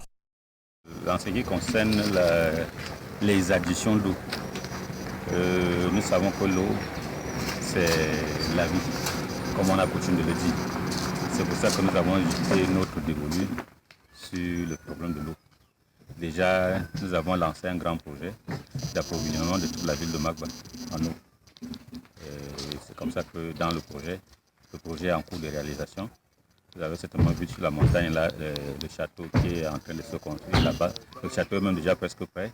Et en contrebas, il y a des forages qui sont alimentés par l'énergie solaire. En plus de ça, nous avons d'autres projets, des projets de mini APE maintenant dans les villages. Nous comptons doter tous les 17 villages d'une mini addition d'APE. Et nous avons déjà commencé par 2, c'est-à-dire Makupa le Grand et Matabaraj. Voilà ce que nous sommes en train de faire en matière d'approvisionnement en eau potable. C'est le défi majeur que relève au quotidien l'exécutif municipal présidé par Dieudonné Mbouenne. À Matabaraj, par exemple, localité en majorité peuplée par les Kotoko, le besoin en eau potable est réel. Ici, les populations locales se réjouissent de la présence de forages fournis par la mairie et en demandent davantage. Merci beaucoup au monsieur le maire. Il nous a donné un forage de l'eau. On remercie pour lui très bien. On a applaudi beaucoup. Mais jusqu'à maintenant, l'eau c'est insuffisant. Les barrages, la population des barrages est très nombreux et très beaucoup. Et chaque fois quand on a donné l'eau, après-midi, on arrête jusqu'à deuxième jour avant qu'on ouvre l'eau après-midi aussi. Donc l'eau est très insuffisante. On remercie à ce qu'il nous a donné quand même. Et il ne faut pas que Michel le maire nous fatigue avec nous. Jusqu'à maintenant, l'eau est encore insuffisante. Même son de cloche à Makupa le Grand, où l'offre de la commune, bien qu'appréciée, ne suffirait pas. C'était offert par le PAPP. Et nous avons aussi nos sources d'eau qu'on peut souvent puiser là-bas. Ça ne t'arrive pas toujours, mais nous étions un peu menacés par la maladie. C'est gère 2 fois par jour. Le matin, on ouvre les gens et le soir. Et après avoir fini le matin, on ferme. Le soir, à partir de 17h, 16h, on ouvre encore. Ils reprennent encore à puiser jusqu'à 18h. On arrête. L'accroissement rapide de la population exige le déploiement des gros moyens pour combler le vide. En matière d'eau, ça n'a jamais été suffisant. Ça n'a été jamais suffisant. Nous avons commencé, beaucoup a été fait et beaucoup reste à faire. Matabaraj, c'est le poumon économique de la commune. Et les problèmes d'eau sont récurrents là-bas. En dehors des minutes APE, avant les minutes APE, la mairie avait déjà fait 3 forages. 3 forages au niveau de Matabaraj. Le mini APE est donc venu maintenant pour combler un certain vide. Mais compte tenu de la densité de la population là-bas, ça reste toujours insuffisant. Et nous croyons que petit à petit, nous allons résorber définitivement ce besoin. L'eau, la vie commence d'abord par l'eau. On ne peut pas vivre sans eau. C'est pour ça qu'on ne peut pas vivre sans eau. Quel que soit le cas, on ne peut pas vivre sans eau. Et eau, il ne suffit pas d'avoir de l'eau, mais il faut encore avoir de l'eau potable. C'est pour ça que nous nous battons à mettre à la disposition de la population de l'eau potable. Dès l'entame de son premier mandat à la tête de la commune de Makba, le maire Dieudonné Mbouenne a fait de la fourniture en eau potable sa priorité des priorités. À ce jour, plusieurs forages sont fonctionnels et couvrent tous les villages de la commune. Plusieurs centaines de millions de francs CFA sont déjà investis dans la fourniture en eau potable. Un important investissement qui se poursuivra tout au long du mandat en cours.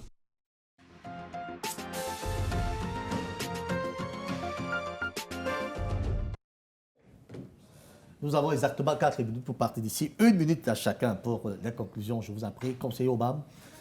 Tout est possible quand on planifie très bien, quand on s'organise, et quand on a le pouvoir surtout, quand on a les populations autour de soi, on peut faire de son mandat une priorité. Si la priorité pour Douala, c'est faire de Douala une ville propre, c'est possible de le faire. Si, comme le cas de Makba, c'est offrir de l'eau aux populations, on peut offrir de l'eau aux populations. Donc on n'a pas d'excuse puisque nous sommes dans une ville, dans une grande métropole, où les gens payent des impôts, ils ont besoin de respect. Donc, que nos maires se ressaisissent, que nos élus usent de leur pouvoir pour agir et pour offrir aux populations ce qu'elles veulent. Ce que nous avons vu là, c'est ce qui est visible, je dis bien. Si on ne peut pas offrir une ville propre, eh qu'est-ce qu'on peut offrir aux autres? Donc, je pense qu'il est temps qu'on se ressaisisse, qu'on sait se faire la politique. Il y a un temps pour la politique, mais il y a un temps pour la réalité, où on veut voir les choses concrètes, des choses concrètes qui doivent concourir au bien-être des populations. Donc il est encore temps de s'organiser, il est encore temps de rectifier l'outil pour que Douala soit une ville propre. Merci beaucoup, conseiller Oba. Docteur Noundou. Oui, je voudrais commencer par féliciter vraiment le maire de Magba, M. Dieudonné Boin, vraiment qui fait là quelque chose d'extraordinaire. Parce que donner de l'eau aux populations, c'est vraiment développer, n'est-ce pas? Parce que l'eau, c'est la vie. Donc par là, vraiment, il montre le bon exemple de planification. Parce qu'il a dit, voyons, on ferme à telle heure, on ouvre à telle heure. Donc c'est un phénomène progressif. Donc au fur et à mesure que les moyens seront pourvus, il poursuivra ça. C'est vraiment louable. Je voudrais dire également ici, là, que j'ai personnellement participé, n'est-ce pas, à des réflexions au niveau de la communauté, de la grande communauté de Douala, sur les problèmes d'adduction d'eau ou sur les problèmes de collecte, n'est-ce pas, des emballages plastiques. Quand on parle ici, là, ce dont on parle, c'est ce qui est visible. C'est le résultat. C'est le résultat. Et je dis donc, il faut une bonne planification et surtout une sensibilisation, une communication avec les différentes parties prenantes du développement local. Conseiller Valentin Dior, avec votre casquette de délégué départemental des sports et éducation physique, vous avez l'honneur de fermer ce débat. En 1 minute, votre conclusion. Je suis sur le plateau en qualité d'homme politique. Bon, je vais tout de suite dire qu'il y a beaucoup qui est fait dans nos communes, particulièrement dans les communes du département du Vouri et la commune, la mairie de la ville. Beaucoup est fait. Je vais féliciter ceux des élus ou les maires qui se sont lancés à entreprendre ces transformations qui sont visibles. L'électricité, le bitumage des routes, la construction des ponts, l'amélioration de la qualité d'accueil dans les écoles primaires, et ainsi de suite. Ça, c'est des actions qu'il faut saluer. Mais tout en invitant les maires à faire encore beaucoup davantage parce que le besoin est là. Nous sommes dans une grande agglomération. Et la communication est faite par la publication des rapports des conseils municipaux. Il faut se rapprocher des mairies. Il ne reste que dans la chambre. La loi l'a prévu.